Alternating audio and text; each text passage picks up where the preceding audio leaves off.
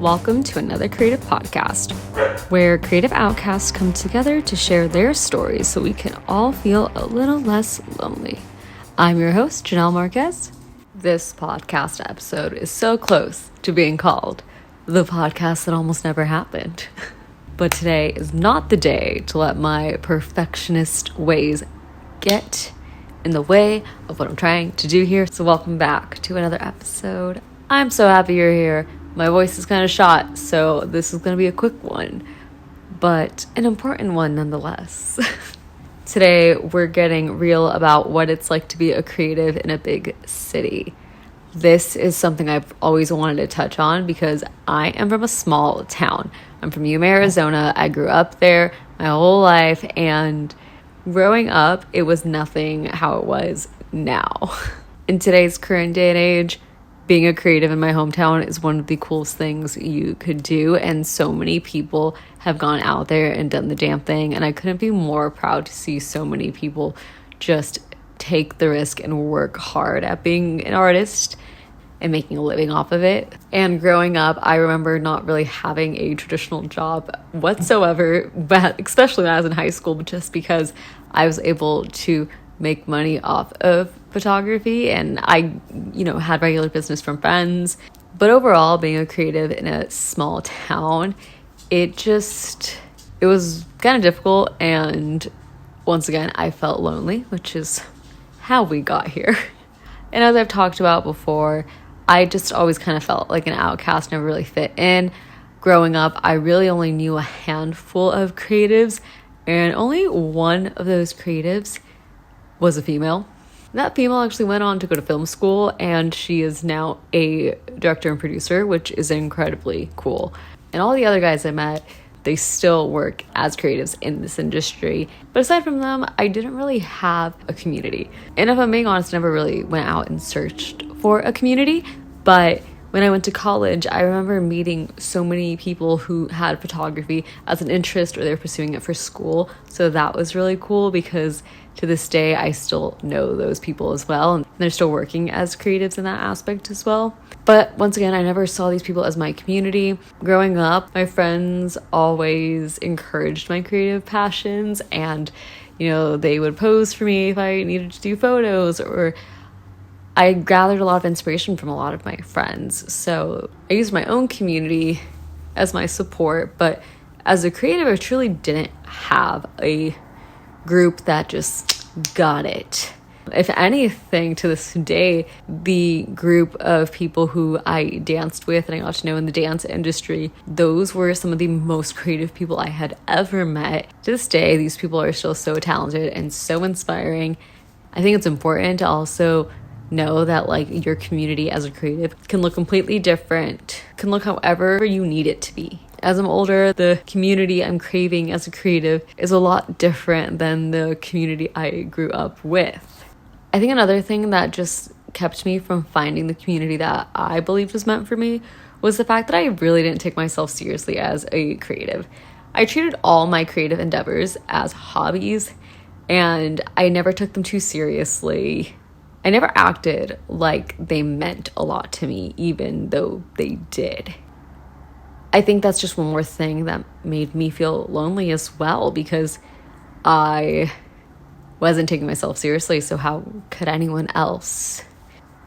I now have been living in a major city, specifically the city of Phoenix, since summer of 2020, and I've learned quite a bit. So we're going to dive into it in this episode, because I have some thoughts, and I'm really curious if you're either a creative also in a major city, or Phoenix in particular, or if you're from a small town, if you could relate to anything I talk about. So let's get into it. Since we already touched on community, I thought it would be really important to just highlight one of the first lessons I learned, and that is you will find your community. It's just going to take some time. And when I came out here in 2020, I didn't really take myself still seriously as a photographer. I was still doing it as a side gig, side hustle, all that. And so I never really networked with anyone. I didn't care to meet with other creators. I didn't even know it was COVID. So nobody was really going out. In fact, I started building an online community of creatives, and that still counts. I have so many people I have built relationships with through social media, and if you're listening to this, you know who you are. We talk frequent in the DMs, and I love my little community that I have because I feel like the internet has given me all these friends of creatives that are inspiring, and I'm so excited to see them win. And in this industry, it's so important to have those types of people around you, whether it's in person or online, but most importantly, when you're consuming content by people that you are excited to see their work or you're excited to see what they're up to, it really makes a difference in your mental well-being, in my opinion, at least. For the first couple of years out here in Phoenix, I did not meet a lot of people at all. And when I did, I was meeting a lot of males. And that was just because my husband and I were going to car meets. And so I'd meet male photographers, male videographers, and I rarely would pull out my camera and film anything. I think one of the first times I ever did, it was because I had purchased a gimbal for one of my cameras and I was really excited to shoot some content on it. So I pulled out my camera and just decided to shoot some of the cars, and I ended up shooting some really cool stuff that I'm still proud of to this day. As a girl who was just trying to put herself out there, I am so proud that I did that because I got to learn a lot about using a gimbal. And because I was in a place where I didn't know anyone except for my husband, maybe a handful of people, I didn't really care who saw me doing what. It was also late at night, so I was just able to do my thing. And there's a couple people who I had met who were really kind in the car industry, but for the most part, I am not a fan of car content. So I quickly learned I was not going to find my community at a car meet with my husband. It just wasn't going to happen. And then in 2022, I started my role as a social media manager. There aren't a lot of women in the beer industry, and I quickly learned that when I was going to festivals or any events related to my job, I learned that there are not a lot of female social media managers, and more importantly, there were not a lot of female photographers or videographers for breweries, distilleries, restaurants in general. And I've never had more men mansplain my job to me and what I do and my equipment than I have in my last 3 years of being a social media manager. And it's very weird because when I have met female social media managers, I've never had any of them talk to me about my gear at all, or sex, or, oh, you have this, I have this, or, oh, I had that, or I was gonna get this, or I do this.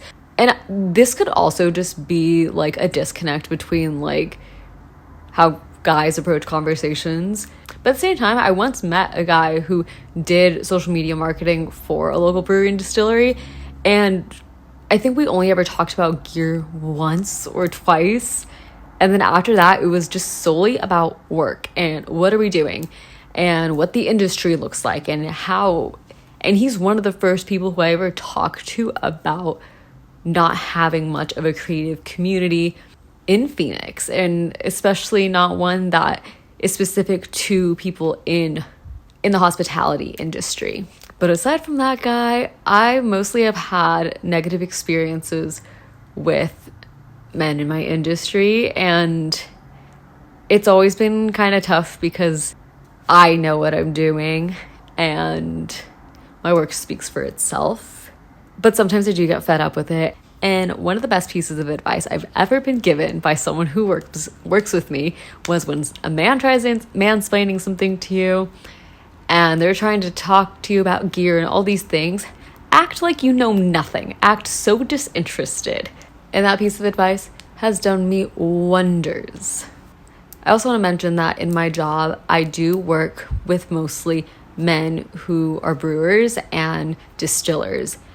And I am very, very grateful and lucky that they respect the work that I do. They make me feel safe and welcomed, and they always make me feel included. And I am so grateful that I get to work in that environment because one, not a lot of people in general do.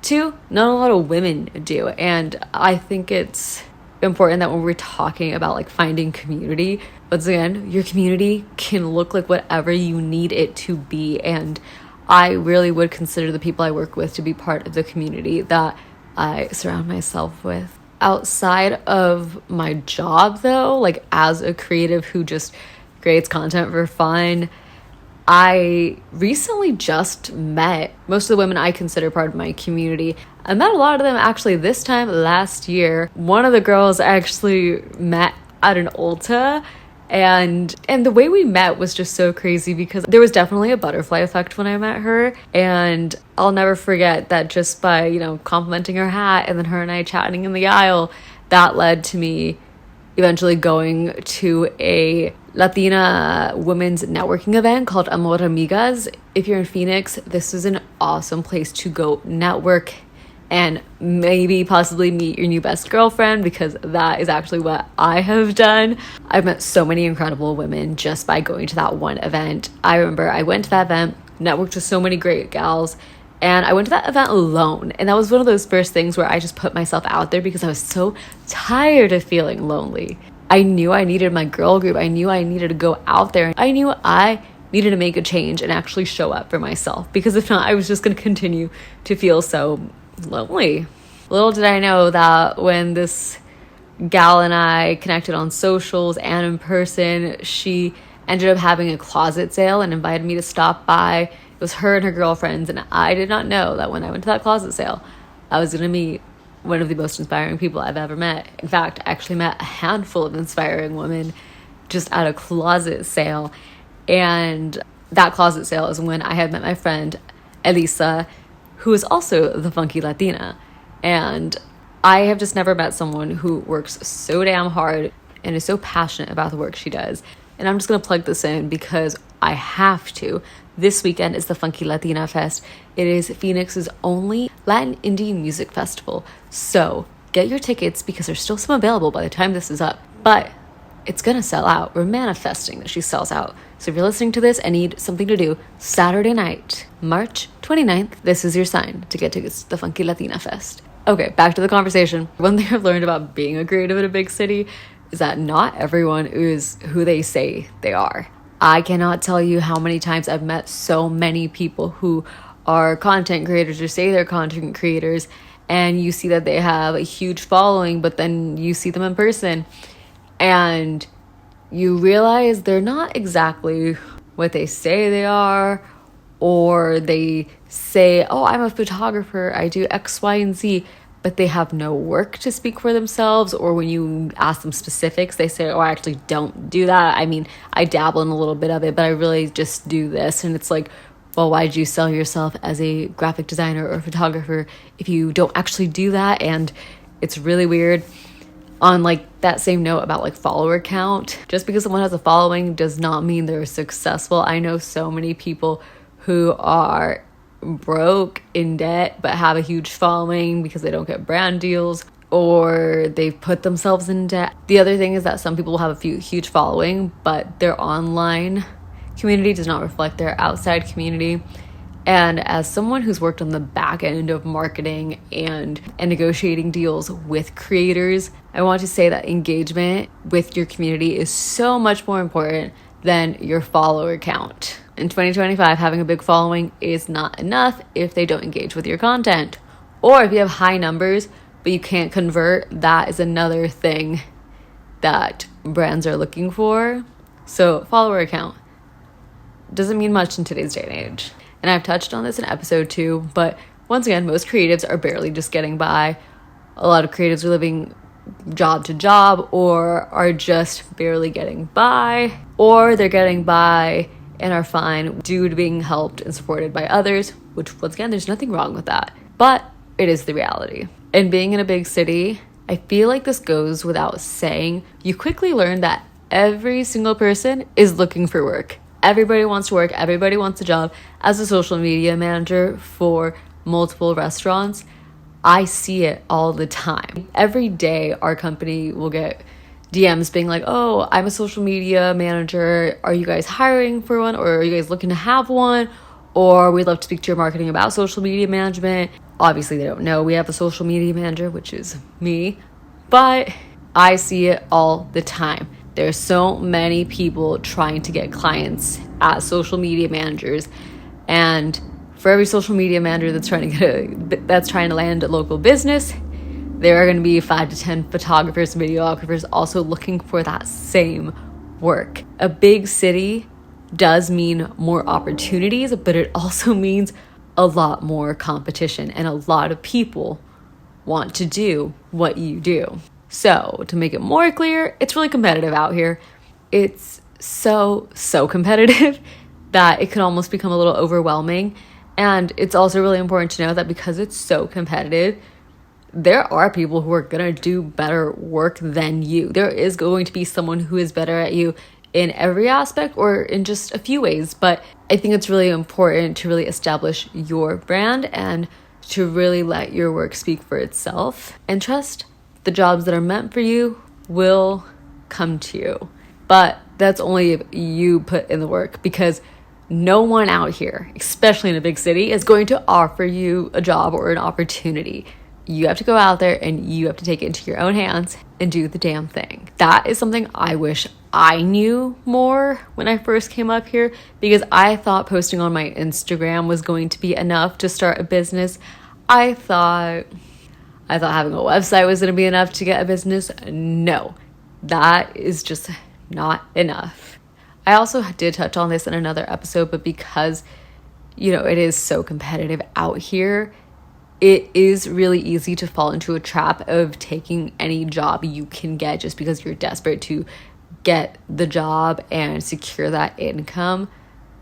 But I think that's one thing that a lot of people need to keep in mind is when you're a creative in a big city, that means there's a lot of opportunities out there. Sometimes you do have to be picky, if you can be picky, because it is not worth doing work that you don't feel good about or with people you don't want to work with. And that's just something I'm still learning. Now you're probably wondering, Janelle, what do I do then if people aren't gonna freaking hand me jobs when I walk outside and tell them I'm a photographer? The biggest thing I'm gonna tell you is network your ass off, because you never know who you're going to speak to or what conversations you're going to have that are going to open up opportunities for yourself. Networking is key.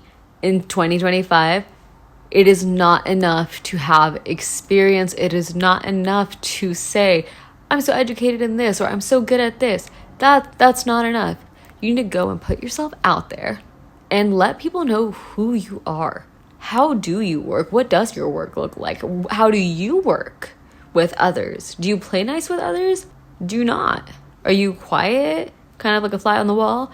Or are you a chatterbox? If you can't tell which one I am, I think it's kind of obvious to tell where I fall under. And if you've ever worked with me, you know. And networking doesn't always mean going out there and looking for jobs. I want to make that really clear. Sometimes networking is going to a local event, going to a local art show, going to a local music festival, going to a farmer's market. All those things are what networking is, and just introducing yourself to other people and just meeting them and genuinely care about meeting people, because you never know when someone may have an opportunity that you may be perfect for, or you may have an opportunity for another creative. And that is the beauty of going out and networking and just putting yourself out there. And last but not least, one of the biggest things I've learned about being a creative in a big city, especially Phoenix. And when I say especially Phoenix, I'm talking about the driving. I'm talking about all the driving you have to do. Sometimes it may take you an hour and a half to get from Gilbert to North Phoenix. Or you may have a gig an hour away from Prescott. So you may have not even a Walmart near you. So what I'm trying to say is that you better prepare for the worst and hope for the best. Living in a big city sometimes means, as a creative, you really have to manage your time carefully and leave a lot of room for error, in the sense of there being a car accident on the freeway closures, an SD card corrupting right when you're about to start shooting. You need to be prepared for anything. You need to be prepared for stuff to go wrong on a shoot. You need to be prepared if one of your cameras breaks, and you better have a backup camera, or like 3 like me. You better wear the right clothing, because I'm telling you, the right shoes can make a difference. But I also, I'm gonna be honest, I am the type of person who will show up to a content shoot wearing heeled shoes, because I don't like being any shorter than 5'2" around most people. And if you're wondering how tall I am, on a good day I'm about 5 feet, but when I'm around most of my clients and coworkers, I'm about like 5'2", 5'3". Sometimes I'm like 5'5". But once again, what I'm trying to say is that just about anything can happen in a big city when you're creative. And a lot of the times that happens, you're probably going to learn the most. And that's kind of the beauty of it, because I think ever since I've moved out to a big city, and I never really did see myself living in the city of Phoenix. I truly thought that as a young person, especially when I was 16, I said, one day I'm just going to say F it, and I'm just going to move to New York City, and I'm going to live in the city of dreams and do whatever I want out there. I don't know what I was thinking. But to be fair, when I was younger, I really thought I was going to be like the next Miley Cyrus or Hannah Montana. But as we can tell, that did not happen. But just about anything can happen in a big city. So I will say, being a creative in a big city since 2020 has taught me more, and I've grown more as a creative than I ever did being a creative in a small town.